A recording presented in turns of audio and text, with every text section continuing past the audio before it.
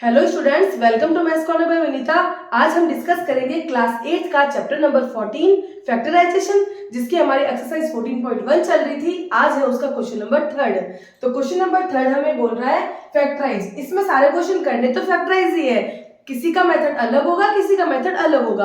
तो हमें क्वेश्चंस की टाइप को समझना है कि क्वेश्चन हमें किस तरीके से आंसर करने का बोल रहा है। जैसे कोई क्वेश्चन होगा 4 टर्म का, कोई क्वेश्चन होगा 8 टर्म का, किसी क्वेश्चन में कोई आइडेंटिटी लगेगी, किसी क्वेश्चन के अंदर बिना आइडेंटिटी के सॉल्व हो जाएगा, कोई क्वेश्चन में कॉमन लेके सॉल्व करना पड़ेगा। तो ये हमें क्वेश्चंस की नेचर समझनी पड़ेगी। तो ये जो चैप्टर है ये बहुत ज्यादा इंपॉर्टेंट है आपकी क्लास 8 के बोर्ड के पर्पज से। तो आपको ये वीडियोस बहुत अच्छे से एंड ध्यान से देखने हैं एंड इनके एक अच्छे से नोट्स बनाएं, इन क्वेश्चंस को समझें और ये क्वेश्चन आप बार बार प्रैक्टिस करें, क्योंकि इसके अंदर कोई लैंग्वेज नहीं है। इन क्वेश्चंस को आप जितना प्रैक्टिस करेंगे उतना ये क्वेश्चन आपके एग्जाम में हेल्प करेंगे। तो अब आते हैं हम क्वेश्चन नंबर 1 पे। क्या है हमारा x square plus x y plus 8x plus 8y। तो अब हमें पहले समझना है कि ये क्वेश्चन में हमें कॉमन कहाँ कहाँ मिल रहा है। तो यहाँ हम देखेंगे एक्स स्क्वायर है और एक्स वाई है, दोनों में x है मतलब कॉमन ले सकते हैं। 8 है 8 है, दोनों में 8 है, कॉमन ले सकते हैं। तो सिंपल हो गया क्वेश्चन। यहाँ पे x कॉमन लेंगे। कॉमन लेने का बेसिकली मतलब क्या होता है ये चीज आपको समझनी होगी। कॉमन लेना मतलब उस नंबर का डिवाइड देना होता है पहले वाले नंबर में। जैसे मैं आपको बोल रही हूँ ना अभी कि x को कॉमन ले रहे हैं, तो मैं कर क्या रही हूँ, यहाँ पे एक्स स्क्वायर में x का डिवाइड दे रही हूँ। तो यहाँ एक्स स्क्वायर में x का डिवाइड देंगे, या कुछ नहीं है तो पावर 1 आ जाएगी। ये हो जाएगा x की पावर 2 माइनस 1 x। क्यों? जब भी पावर नीचे होती है उसको ऊपर लाते हैं तो वो नेगेटिव हो जाती है। 2 में से 1 जाता है तो 1 रहता है, 1 लिखने की नीड नहीं होती। तो इसका आंसर क्या आया x। तो वो सीधा हमें यहाँ पुट करना होता है। x y में x का डिवाइड देना है, x से x कैंसिल y, तो इसका मतलब यहाँ y आ जाएगा।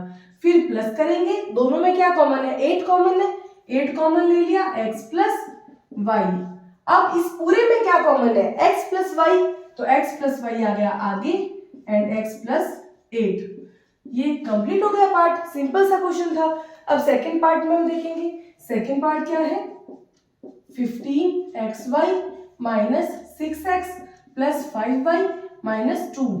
अब यहाँ हम देखेंगे ना तो 15 के पास में 6 पड़ा है, नहीं आ रहा कॉमन, तो घबराने की जरूरत नहीं है। इसको शिफ्टिंग कर दो, इसको इधर ले जाओ और इसको इधर ले आओ। कैसे, 15xy प्लस का 5y माइनस का 6x माइनस का 2। अब तो आ रहे हैं ना कॉमन दोनों में, यहाँ 5 कॉमन आ रहा है, यहाँ 2 कॉमन आ रहा है, तो कॉमन ले लो। 5 और y भी तो कॉमन आ रहा है, y कॉमन ले लिया।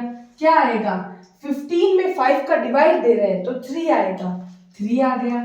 x यहाँ पे नीचे है नहीं तो खाली ऊपर ही है तो x भी आएगा। y से y कैंसिल हो जाएगा एंड प्लस में 5y में 5y का डिवाइड देंगे 1 आएगा तो 1 लिख दिया।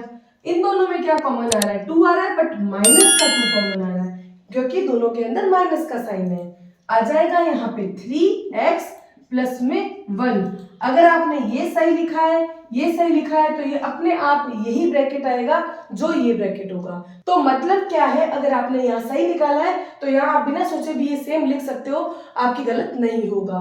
अब होगा हमारा 3x plus 1 and 5y minus 2।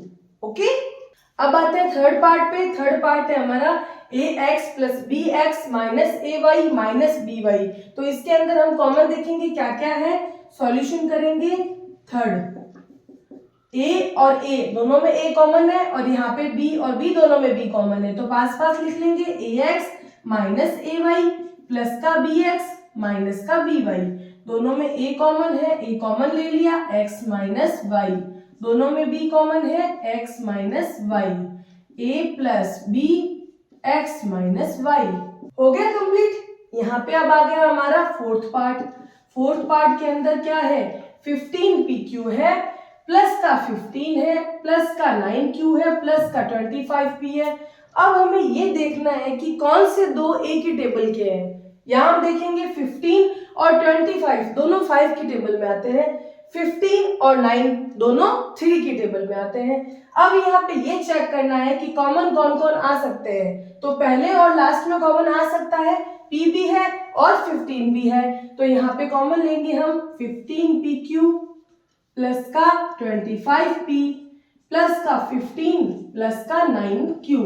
अब इन दोनों में कॉमन लेंगे हम 5p, बिकॉज p कॉमन है, 5 की टेबल में दोनों आते हैं। तो कैसे होगा, 5p डिवाइड देंगे, 15 में 5 का डिवाइड दिया 3 आ गया, p से p कैंसिल हो गया, पीछे बचा q प्लस का 25 में 5 का डिवाइड दिया 5, p से p कैंसिल हो गया, प्लस इन दोनों में क्या कॉमन है, 3 कॉमन है।